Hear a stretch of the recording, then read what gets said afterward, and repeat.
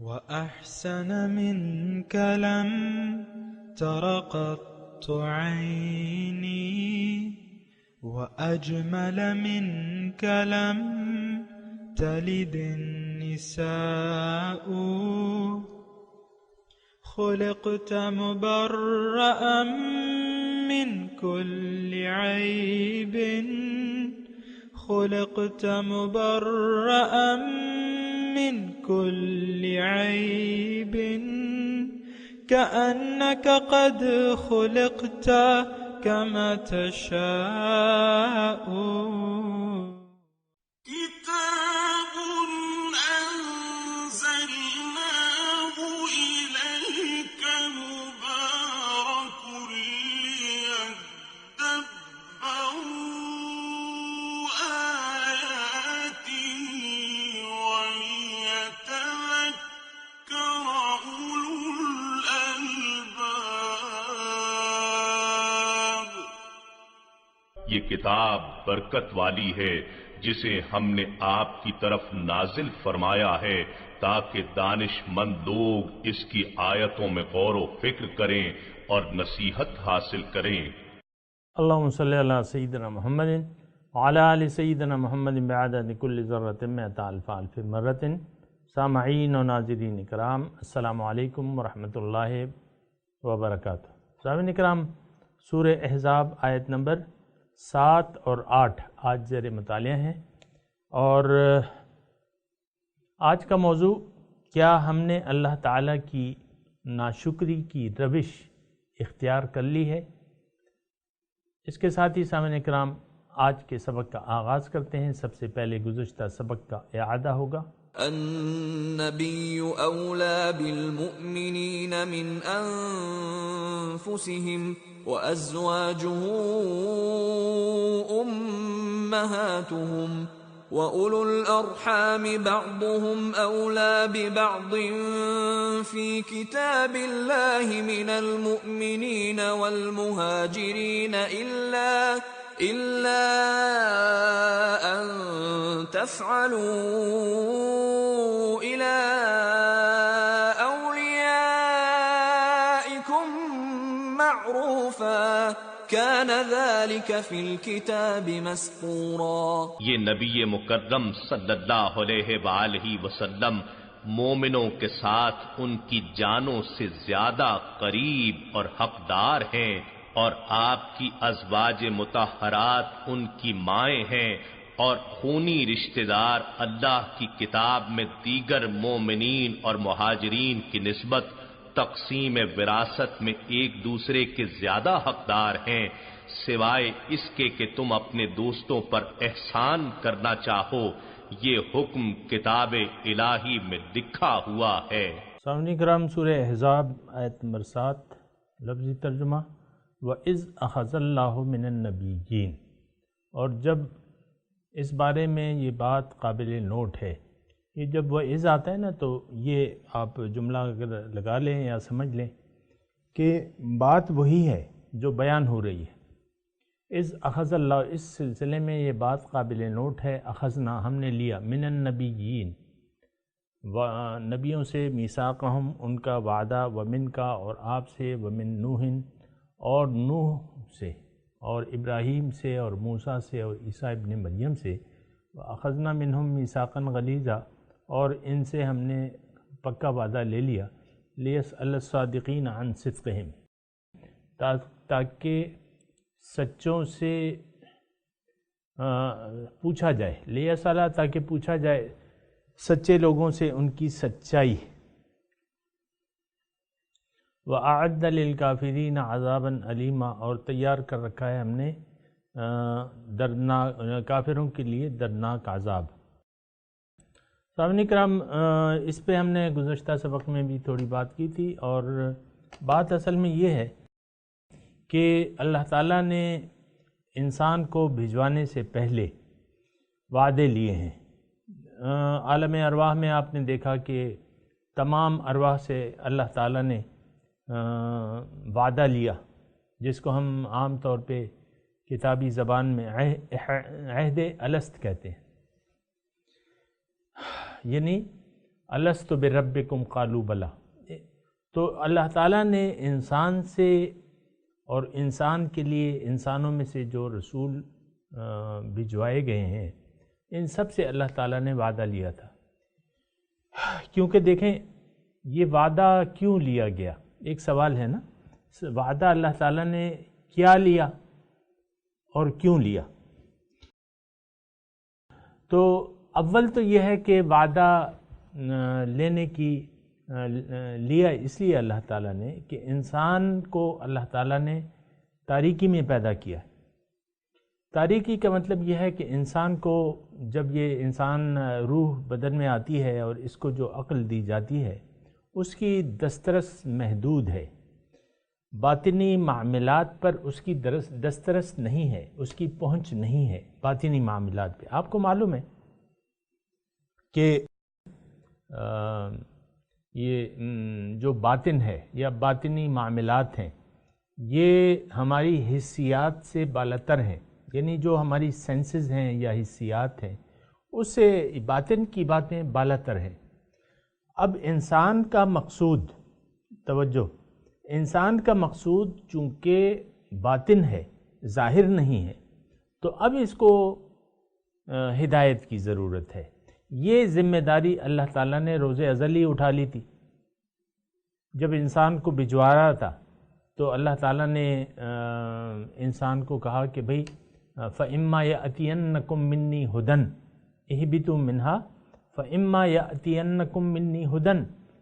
تم اترو، یہاں سے اترو، نقل مکانی کرو اور دنیا کے مکان میں جا کے رہو، بدن میں جا کے رہو، ایک بدن میں تمہیں دوں گا اور تمہیں ہدایت کی ضرورت ہوگی. تو جب ہدایت آئے زندگی گزارنے کے بارے میں اور جس نے ان ہدایات کا اتباع کیا، مفہوم بیان کر رہا ہوں آیات کا، جس نے ان ہدایات کے اتباع کیا یعنی ان ہدایات کے مطابق زندگی گزاری، فمن اتبع ہدایا فلا خوف علیہم ولا هم یحزنون، تو ان پہ نہ کوئی خوف ہوگا نہ کوئی غم ہوگا. لیکن اگر کسی نے ان ہدایات کا اتباع نہ کیا، زندگی اللہ کی ہدایات کے مطابق نہ گزاری، اللہ تعالیٰ کی ہدایات کے سامنے سر نہ جھکایا اور من چاہی زندگی گزاری، تو والذین کفروا وکذبوا بآیاتنا اولئک اصحاب النار، جس نے جھٹلایا یا انکار کیا میری ہدایات سے تو یہ آگ والے ہوں گے، ہمیشہ اس میں رہیں گے. تو اللہ تعالیٰ نے انسان کو چونکہ تاریکی میں پیدا کیا تو اس کو روشنی کی ضرورت تھی، تو روشنی بھی آئی. قد جاءکم من اللہ نور و کتاب مبین، سورہ المائدہ آیت نمبر 15. قد جاءکم من اللہ نور و کتاب مبین، اللہ تعالیٰ کی طرف سے روشنی آتی ہے انسان کی شکل میں اور کتاب کی شکل میں، تو اس سے اللہ تعالیٰ پھر ہدایت دیتا ہے. یہدی بہ اللہ من اتبع رضوانہ سبل السلام، سیدھے راستے کی طرف جو جانا چاہتے ہیں اللہ تعالیٰ ان کو ہدایت دیتا ہے اس روشنی کے ذریعے. بہرحال مضمون یہ ہے سامعین کرام کہ اللہ تعالیٰ نے وعدہ لیا ہے، ہم سے بھی لیا ہے، پیغمبروں سے بھی لیا ہے. پیغمبروں کو تو اپنے وعدہ کا احساس ہے کیونکہ وہ ازلی ہدایت یافتہ ہیں. لیکن مسئلہ ہمارا ہے سامعین کرام، مسئلہ ہمارا ہے، اور کیونکہ ہمیں وہ وعدہ تو بھول گیا ہے، دنیا میں آ گئے لیکن وہ وعدہ یاد نہیں ہے کیونکہ جسم غالب آ گیا ہے. تو اس وعدے کی یاد دہانی کے لیے اللہ تعالیٰ نے پھر کتاب میں توجہ دلائی ہے، یاد دلائی ہے، ذکر نصیحت ہے، یاد دہانی ہے. پیغمبر بھی مذکر ہے، فذکر انما انت مذکر، تم ان کو نصیحت کرو، تم ان کو ہدایت دینے والے ہو. تو پیغمبر اور کتاب پھر انسان کو بتاتی ہیں کہ بھئی تم نے اللہ سے ایک وعدہ کیا ہے، آؤ میرے ہاتھ پہ اس کی تجدید کرو، اس کی تجدید کرو، تجدید عہد الست. تو اب جن لوگوں نے اللہ تعالیٰ سے وہاں وعدہ کیا تو ان سب سے اللہ تعالیٰ پوچھے گا. یہ مت سوچئے سامعین کرام کہ ہم نے کوئی وعدہ نہیں کیا ہے، ہم جو کلمہ پڑھ رہے ہیں، سامعین میں میرے چونکہ بظاہر سب لوگ کلمہ گو ہیں، تو ان کو میں یاد دلاتا ہوں جو آپ کلمہ پڑھ رہے ہیں وہ دراصل ایک وعدہ ہے، لا الہ الا اللہ محمد الرسول اللہ۔ اس کا مطلب یہ وعدہ ہے، آپ شہادت دیتے ہیں اشہد ان لا الہ الا اللہ و اشہد ان محمدً عبدہ و رسولہ۔ آپ ایک وعدہ کرتے ہیں، شہادت دیتے ہیں، گواہی دیتے ہیں، میں گواہی دیتا ہوں کہ اللہ کے سوا میرا نہ کوئی معبود ہے، نہ مقصود ہے، نہ محبوب ہے، نہ مطلوب ہے۔ یہ 4 صفات ہیں سامعین کرام اس کلمہ طیبہ میں چھپی ہوئی ہیں۔ یہ نہ کہیں کہ یہ صرف لا معبود الا اللہ، صرف یہ مطلب نہیں ہے۔ معبود کے کلمے میں چھپے ہوئی ہیں یہ 4 باتیں سامعین کرام، کہ وہ مقصود بھی ہے، وہ محبوب بھی ہے، اور وہ مطلوب بھی ہے، لہٰذا وہ معبود ہے، چونکہ وہ مقصود ہے، چونکہ وہ مطلوب ہے، چونکہ وہ محبوب ہے، اس لیے وہ معبود بھی ہے۔ یہ بہت اچھی تشریح ہے سامعین کرام، اس کو ذہن میں رکھیں۔ بہرحال وعدے کا تذکرہ ہو رہا ہے یہاں۔ اللہ تعالیٰ اس آیت میں، آیت نمبر 8 میں ایک بات فرما رہے ہیں، لِيَسْأَلَ الصَّادِقِينَ عَنْ صِدْقِهِمْ، یعنی وہ جو پیغمبروں سے وعدہ لیا تھا تو وہ تو آیت نمبر 7 میں ہے، یہ آیت نمبر 8 میں پیغمبروں یہ صادق کا لفظ آپ دیکھیں کہ پیغمبر پہ نہیں، یہ تو جو یعنی ہم پہ صادق آتا ہے، یعنی پیغمبر تو سب سچے ہیں سامعین اکرام، وہ ازلی ہدایت یافتہ ہیں، ان سے نافرمانی رب کی محال ہے۔ تو اب لیسأل الصادقین عن صدقہم پہ ہم بات کر رہے ہیں کہ ہم سچوں سے ان کے سچ کا پوچھیں، یعنی وہ وعدہ لیا ہے، اب یہ ہے کہ اللہ تعالیٰ سچوں سے ان کے سچ کا پوچھے گا، اور جنہوں نے وعدے سے انحراف کیا، دنیا میں آ کے پیغمبر کی بات سن کے اللہ تعالیٰ سے کیے ہوئے وعدے کی خلاف ورزی کی، رب کی بندگی کو اپنا شعار نہیں بنایا، تو اللہ تعالیٰ کی اطاعت سے عملاً انکار کر دیا، کافر۔ دیکھیں سامعین کرام، یہاں کافر ہیں، اکثر مسئلہ یہ ہوتا ہے کہ ہم جب بھی کافر کا لفظ آتا ہے اپنے آپ کو تو کلی طور پہ اس سے نکال لیتے ہیں۔ یہ طریقہ غلط ہے، یہ سوچ غلط ہے کہ آپ فوراً جہاں کافر، فاسق، مشرک، منافق کا تذکرہ آتا ہے آپ کہتے ہیں یہ تو ہم میرے بارے میں نہیں ہے، حالانکہ وہ جراثیم پائے جاتے ہیں اکثریت میں، کفر کے، شرک کے، نفاق کے، فسق کے جراثیم پائے جاتے ہیں۔ روش کی بات ہوتی ہے نا، عادت کی بات ہوتی ہے۔ اگر آپ کلمہ پڑھ کے کافرانہ روش کو اختیار کر لیں جیسا کہ آج ہم نے کی ہے، کافرانہ روش کیا تھی؟ قرآن میں اس کا تذکرہ ہے، الذین یستحبون الحیات الدنیا علی الآخرہ۔ کافر وہ لوگ ہیں جو ظاہر کی زندگی سے پیار کرتے ہیں بمقابلہ آخرت کی زندگی کے، ترجیح دیتے ہیں دنیا کو۔ اب آپ مجھے بتائیے کہ آج ہم نے کیا دنیا کو آخرت پہ ترجیح نہیں دے دی ہے کیا؟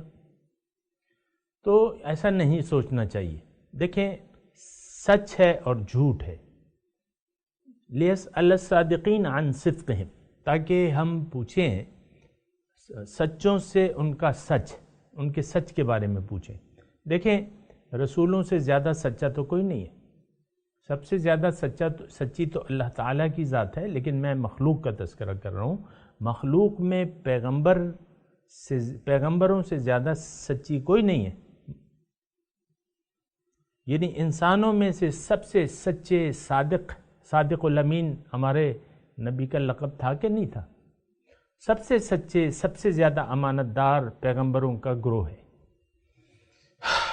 رسولوں کا گروہ ہے، نبیوں کا گروہ ہے، یہی کی بات ہے۔ لیکن یہ ہے کہ ان سے بھی اللہ تعالیٰ پوچھے گا، ان سے بھی اللہ تعالیٰ پوچھے گا اور وہ پوچھ جو ہے فَلَنَسْأَلَنَّ الَّذِينَ أُرْسِلَ إِلَيْهِمْ وَلَنَسْأَلَنَّ الْمُرْسَلِينَ، ہم ضرور پوچھیں گے ان لوگوں سے جن کے پاس رسول بھجوائے گئے ہیں، اور ہم رسولوں سے بھی وَلَنَسْأَلَنَّ الْمُرْسَلِينَ، ہم رسولوں سے بھی پوچھیں گے۔ تو بہرحال یہاں یہ بات کر رہے ہیں سچے اور کافر۔ اب کافر کا معنی جہاں بھی آتا ہے یا لفظ آتا ہے، ہمارا کچھ اپنا ایک ذہنی وہ اپروچ ہے نا، ہماری اپروچ یہ ہے کہ کافر کا مطلب کافر ہے بس، اور وہ کافر ایسا ہوگا کہ وہ جن کو ہم کافر کہتے ہیں کہ بھئی وہ یا تو ہندو ہوگا اور اس نے بت اپنے کمروں میں سجائے رکھے ہوں گے اور پوجا پاٹ کرتا ہوگا، وہ کافر ہے یا مشرک ہے۔ نہیں، ایسی بات نہیں ہے صاحب کرام۔ دیکھیں، ایسا اگر آپ تاثر لیں گے تو پھر نقصان میں پڑنے کا قوی اندیشہ ہے۔ کافر کا ایک مطلب ناشکرہ بھی ہوتا ہے سامنے کرام۔ آپ کو میں نے کہا ہے کہ ہر کافر ناشکرہ ہوتا ہے، ہر کافر ناشکرہ ہوتا ہے۔ ناشکری کیا ہے کہ آپ نعمت کا غلط استعمال کرتے ہیں، نعمت کو ضائع کر دیتے ہیں۔ آج آپ دیکھ لیں، میں پاکستان کی بات کر رہا ہوں کہ آج ہم لوگ اللہ تعالیٰ کی دی ہوئی نعمتوں کو، بڑی بڑی جو نعمتیں ہیں، اس کو ہم ضائع نہیں کر رہے، یقیناً ضائع کر رہے ہیں۔ یہ وقت اللہ تعالیٰ نے اس لیے نہیں دیا کہ جو ہم نے اپنے لیے مصروفیات ڈھونڈ لی ہے، جو ہم نے اپنے لیے ایک میڈیا بنا لیا ہے، جو ہم نے اپنے لیے یہ بیکار میں آپ نے ادارے بنا لیے ہیں۔ تماثیل یہ ایک ادارہ ہے، بہت سے یعنی ادارے ہیں جو حکومتی سطح پر قائم ہوئے ہیں، اور اس میں کیا ہے، بس بے مقصدیت والی بات ہے، ڈرامے ہیں، سٹیج ڈرامے ہیں، اور یہ یعنی بہت سے ایسے ادارے ہیں جو وقت کا ضیاع ہیں اور زندگی ضائع کرنی ہے اس میں۔ اب یہ کھیل آپ نے دیکھیں، لہو و لعب میں پڑھ کے آپ نے اب مختلف کھیلوں کو قومی کھیل قرار دے دیا ہے، جس کا کوئی مقصد ہی نہیں ہے۔ یہ تو کافر لوگوں کے باتیں ہیں کہ وہ اپنے وقت کو ضائع کرتے رہتے ہیں۔ یہ تو کافرانہ روش ہے کہ وہ زندگی کو ضائع کرتے رہتے ہیں۔ بتیرے کام ایسے ہیں کہ اس کی کوئی ضرورت ہی نہیں ہے۔ آپ نے بس وہ ادارے بنا لیے قومی سطح پہ۔ فنون لطیفہ، یہ کیا چیز ہے؟ فنون لطیفہ کا فروغ، اور آپ پھر ان کو، جو لوگ بے مقصد ڈرامے وغیرہ کرتے رہتے ہیں، بہت سے لوگوں کو آپ نے پرائیڈ آف پرفارمنس بھی دے دیا ہے، اور بہت سوں کو آپ نے لائف اچیومنٹ ایوارڈ بھی دے دیا ہے۔ تو یہ ساری باتیں ہیں، میں اس کی تفصیل میں نہیں جاتا، میں صرف یہ کہہ رہا ہوں صاحب کرام، اعد للکافرین عذابا علیما، کافروں کے لیے اللہ تعالیٰ نے تیار کر رکھا ہے دردناک عذاب۔ دیکھیں، یہ بات تو ہے اللہ تعالیٰ فرما رہے ہیں، لیکن کیا حقیقت ایسی نہیں ہے جو کہ اللہ بیان ہو رہی ہے؟ کیا ناشکروں کے لیے اللہ تعالیٰ نے عذاب علیم یقیناً تیار کر رکھا ہے؟ اور کیا ہم میں سے بہت سے لوگ ناشکرے نہیں ہیں؟ آپ مجھے بتائیں۔ بھئی، آپ زندگی کے مقصد کو جان ہی نہیں پا رہے، نہ جاننا چاہتے ہیں، نہ اگر جان بھی جائیں تو اس کو آپ نے اپنا مقصد حیات بھی نہیں بنایا ہے۔ لِيَسْأَلَ الصَّادِقِينَ عَنْ صِدْقِهِمْ وَأَعَدَّ لِلْكَافِرِينَ عَذَابًا أَلِيمًا۔ تو سامنے کرام، بہت خطرناک ایک روش ہے جو ہم نے اپنائی ہے۔ اب تذکرہ ہو رہا ہے سامنے کرام، پہلے میں آپ کو لفظی ترجمہ سنا دوں۔ یا ایھا الذین آمنوا، اے ایمان والو، اذکروا نعمت اللہ علیکم، یاد کرو اللہ کی نعمت جو اس نے تم پہ کی ہے۔ اذ جاءتکم جنود، جب تم پہ لشکر آئے، فارسلنا علیہم ریحا، تو ان پہ ہم نے ہوا بھجوا دی، وجنودا لم تروہا، اور ہم نے ایسے لشکر بھجوا دیے جو تم نہیں دیکھ پائے۔ وکان اللہ بما تعملون بصیرا، اور اللہ تعالیٰ تمہارے اعمال کو دیکھ رہا ہے۔ اس مضمون کا تھوڑا سا پس منظر ہے سامعین کرام، اور یہ آپ کو معلوم ہے اس سورت کا نام کیا ہے؟ احزاب۔ احزاب جمع ہے حزب کی، حزب کہتے ہیں لشکر کو، یعنی بہت سے لشکر 590 میں جنگ احزاب ہوئی تھی، اور اس میں ہوا کیا تھا کہ اس کا پس منظر یہ ہے کہ یعنی غزوہ احد کے بعد مسلمان یہ 5 میں تھے، اور غزوہ احد کے بعد بعض لوگ مدینے کے ارد گرد بعض قبیلے تھے کہ انہوں نے مسلمانوں کی جو عارضی ان کو وہ ہوئی تھی شکست، تو اسے ہم نہیں کہہ سکتے، لیکن جو ذک اٹھائی تھی مسلمانوں نے کافروں کے ہاتھوں، تو اس سے بہت سے قبیلے جو تھے ان کو شہ ملی تھی، اور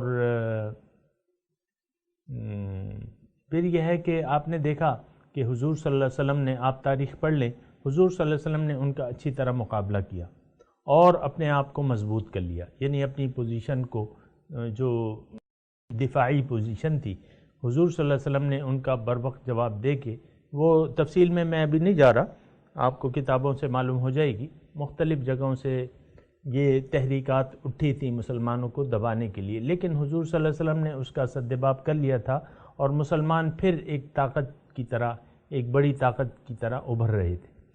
لہٰذا یہ مشرکوں کو شہ دی گئی، یہودیوں کی طرف سے بھی اور دیگر، اور انہوں نے خود بھی سوچا کہ بھئی یہ طاقت جو ہے یہ اب بڑھ رہی ہے، اس کا مکمل سد باب ہونا چاہیے۔ تو انہوں نے سامعین کرام پھر کیا ہوا کہ ایک زبردست تحریک شروع کر دی، مشرکین مکہ نے یعنی وفود بھیجے اور گئے اور رابطہ کیا، اور یہ کہ بھئی یہ طاقت بڑھ رہی ہے اور یہ تو ہمارے کفریہ نظام کو ختم کر دے گی۔ میں اسے کفریہ کہہ رہا ہوں، لیکن وہ لوگ تو اپنے آپ کو حق سمجھتے تھے بہرحال۔ تو انہوں نے تقریباً 10,000 کا لشکر جمع کر لیا اور مدینے پہ چڑھائی کا منصوبہ بنا لیا۔ حضور صلی اللہ علیہ وسلم کو اطلاعات مل رہی تھی، اور حضور صلی اللہ علیہ وسلم نے ادھر اپنا یعنی سسٹم بنایا، دفاع کا مشورہ کیا۔ تو مدینہ جو تھا یعنی ایک طرف سے باغات تھے، چھوٹی سی بستی تھی اس وقت۔ آپ دیکھیں کہ یہ جو ہے اس وقت جہاں پہ مسجد نبوی ہے، جتنے علاقے میں، سارا مدینہ یہاں تک محدود تھا۔ تو اب یعنی صورتحال یہ تھی کہ مدینے کے ایک طرف تو باغات تھے، وہاں سے حملہ نہیں ہو سکتا تھا، دائیں اور بائیں یہاں وہ جو آتش فشانی پہاڑ تھے، لاوے کے پہاڑ تھے۔ آپ دیکھ لیں مدینے سے آپ جب جاتے ہیں تو کالے کالے پہاڑ نظر آتے ہیں آپ کو، وہ تھے، اور ایک طرف سے راستہ کھلا ہوا تھا جس کی طرف سے حملہ ہو سکتا تھا۔ تو حضور صلی اللہ علیہ وسلم نے مشورے سے وہاں خندق بنا لی، اور حالات جو تھے وہ یعنی ایسے تھے کہ اس میں کمزوری تھی، اور آپ نے پڑھا ہوگا کہ یہ وہی جنگ تھی کہ جب اصحاب کرام نے اپنے پیٹوں پہ پتھر باندھ لیے تھے، اور جب انہوں نے حضور کو دکھایا، اپنی شکوہ کیا بھوک کا، حضور صلی اللہ علیہ وسلم نے اپنا پیٹ سے کپڑا جب اٹھایا تو اس پہ 2 پتھر بندھے ہوئے تھے۔ بہرحال یہ ایسے سخت حالات تھے، مقابلہ نہیں کیا جا سکتا تھا عقلی طور پہ کافروں کے لشکر کا۔ یعنی بدر میں آپ دیکھیں 1,000 تھے، احد میں 3,000 تھے، اب 10,000 کا لشکر جرار لے آئے تھے، مدینے کی کل آبادی بھی اتنی نہیں تھی۔ بہرحال تو وہ ترتیب ہوئی کہ خندق کھود لی گئی کہ بھئی ہم یہاں اپنے ایک طرف کھلی ہے اس کو ہم خندق، تاکہ وہ آ نہ سکیں۔ 1 مہینے تک وہ محاصرہ جاری رہا۔ 10,000 لوگ تھے، اپنے ساتھ وہ راشن بھی لائے تھے بے شک، لیکن آہستہ آہستہ محاصرہ لمبا ہوتا گیا۔ خندق کا جو معاملہ تھا یعنی یہ طریقہ جنگ نہیں تھا، یعنی اس زمانے میں یہ طریقہ جنگ نہیں تھا مروجہ کہ خندق کھود لی جائے۔ بہرحال میرے خیال سے سلمان فارسی کے مشورے سے یا صہیب رومی کے مشورے سے، جو بھی تھے ان کے مشورے سے وہ خندق، تو کافروں کو توقعات سے زیادہ ٹھہرنا پڑ گیا۔ اب ظاہر ہے کہ 10,000 کا لشکر ہے اور 10,000 لوگوں کو آپ ایک مہینے تک کھانا دیتے رہیں۔ بہرحال وہ اس میں تفصیل میں ابھی نہیں جا رہا سامعین کرام، ہو سکتا ہے آگے اس کا تذکرہ آئے گا، لیکن اب وہ 10,000 کا جو لشکر تھا تو ہوا یہ کہ اللہ تعالیٰ نے آخر میں یہ ہوا کہ تفصیل انشاءاللہ آئے گی، اور اس وقت میں یہ کہہ رہا ہوں کہ اللہ تعالیٰ نے پھر یعنی آخر میں ایک رات ایسا ہوا کہ ایک آندھی چلی اور سارے یعنی کھانے پکانے کے برتن یہ وہ سب جو ہے خیمے اکھڑ گئے۔ وَأَنزَلَ جُنُودًا لَمْ تَرَوْهَا فَأَرْسَلْنَا عَلَيْهِمْ رِيحًا وَجُنُودًا لَمْ تَرَوْهَا۔ ظاہر ہے طوفان باد و باراں اللہ تعالیٰ نے بھیج دیا، اور صبح جب اٹھے تو ہر چیز گڑبڑ تھی تو وہ بھاگ چلے۔ تو یہ اس نعمت کا تذکرہ ہو رہا ہے کہ یا ایھا الذین آمنوا اذکروا نعمت اللہ علیکم اذ جاءتکم جنود فارسلنا علیہم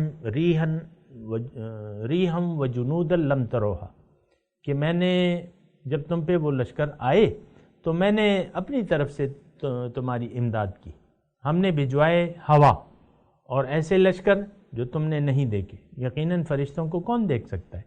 وَكَانَ اللَّهُ بِمَا تَعْمَلُونَ بَصِيرًا، اللہ تعالیٰ جانتا تھا کہ تم جس جان فشانی سے، اخلاص سے لڑ رہے ہو اور جمے ہوئے ہو، حق پہ جمے ہو۔ تو سامعین اکرام میں تلاوت کرتا ہوں، میرے ساتھ دہرائیے، مضمون جاری ہے بھی۔ اعوذ باللہ من الشیطان الرجیم، بسم اللہ الرحمن الرحیم۔ وَإِذْ أَخَذْنَا مِنَ النَّبِيِّينَ مِيثَاقَهُمْ وَمِن نُوحٍ وَإِبْرَاهِيمَ وَمُوسَى وَعِيسَى ابْنَ مَرْيَمَ وَأَخَذْنَا مِنْهُمْ مِيثَاقًا غَلِيظًا لِيَسْأَلَ الصَّادِقِينَ عَنْ صِدْقِهِمْ وَأَعَدَّ لِلْكَافِرِينَ عَذَابًا أَلِيمًا۔ وَإِذْ أَخَذْنَا مِنَ النَّبِيِّينَ،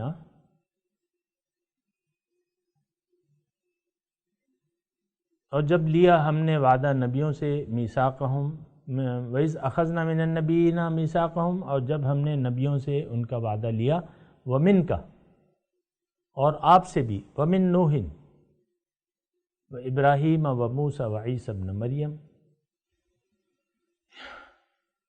اور نوح اور ابراہیم اور موسیٰ اور عیسیٰ ابن مریم سے بھی، وَأَخَذْنَا مِنْهُمْ مِيثَاقًا غَلِيظًا، اور میں نے ان سے پکا وعدہ لیا، لِيَسْأَلَ الصَّادِقِينَ عَنْ صِدْقِهِمْ، تاکہ سچوں سے ان کے سچ کے بارے میں پوچھا جائے، وَأَعَدَّ لِلْكَافِرِينَ عَذَابًا أَلِيمًا، اور میں نے تیار کر رکھا ہے کافروں کے لیے دردناک عذاب۔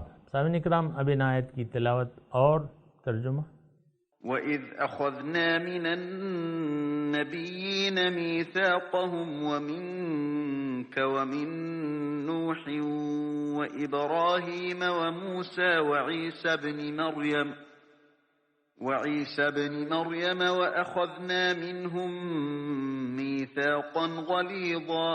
Recall that we received a pledge from the prophets, and from you, and from Noah, and Abraham, and Moses, and Jesus, son of Mary. We received from them a solemn pledge. لِيَسْأَلَ الصَّادِقِينَ عَنْ صِدْقِهِمْ وَأَعَدَّ لِلْكَافِرِينَ عَذَابًا أَلِيمًا۔ That he may ask the sincere about their sincerity. He has prepared for the disbelievers a painful punishment. سامعین اکرام اس کے ساتھ ہی آج کے درس کا وقت اختتام کو پہنچا۔ اگلے درس میں انشاءاللہ ملاقات ہوگی۔ وآخر دعوانا ان الحمد للہ رب العالمین، والسلام علیکم ورحمۃ اللہ وبرکاتہ۔